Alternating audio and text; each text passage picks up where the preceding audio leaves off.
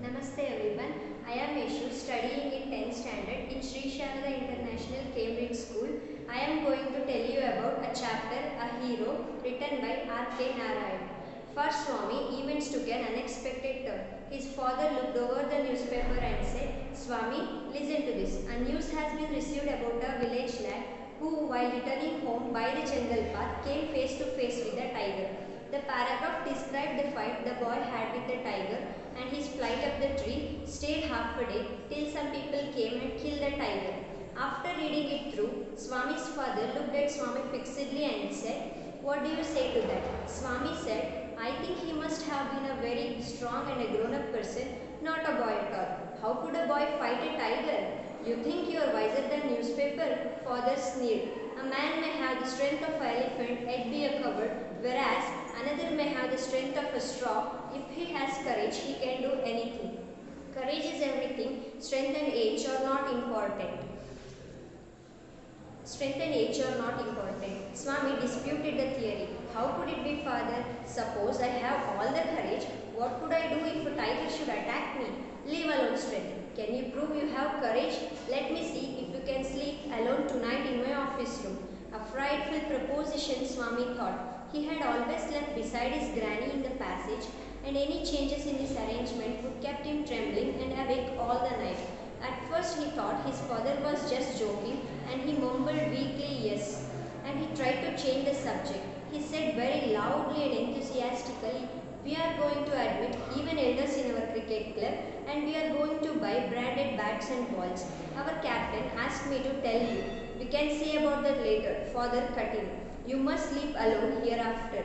Swami realized that the matter had gone beyond his control and he knew his father's tenacity at such moments. From the first of next month I'll sleep alone, father. No, you must do it now. It is disgraceful sleeping beside granny or mother like a baby. You are in the second form. Yeah, I don't like the way you are being brought up, he said and looked at his wife who was rocking the cradle. Why do you look at me while you say it? I hardly know anything about the boy. Mother said, No, I don't mean you. If you mean your mother is spoiling him, tell her so and don't look at me, she said and turned away.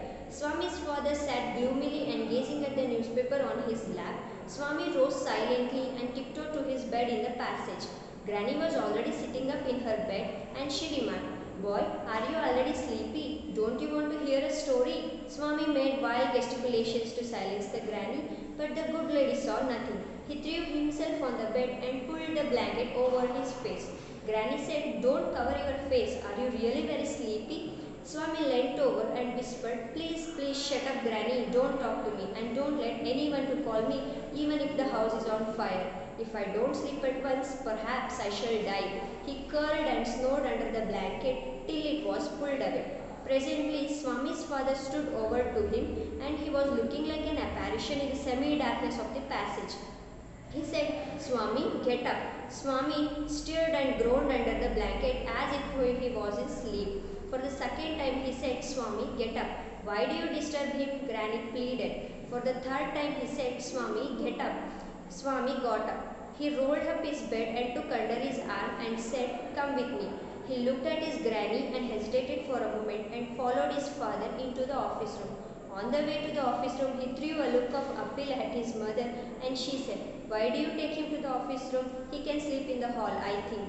But I don't think so, father said. Swami slunk behind his father with a bowed head.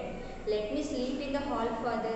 Your office room is too dusty and there may be scorpions behind your law books. There are no scorpions, little fellow. Sleep on the bench if you like. Can I have the lamp burning in the room? No, you must learn not to be afraid of darkness. It is only the question of habit. You must cultivate good habits. Can you leave the door open? All right, but promise me you won't roll up your bed and go granny side at night. If you do that, I'll make you laughing stock of your school.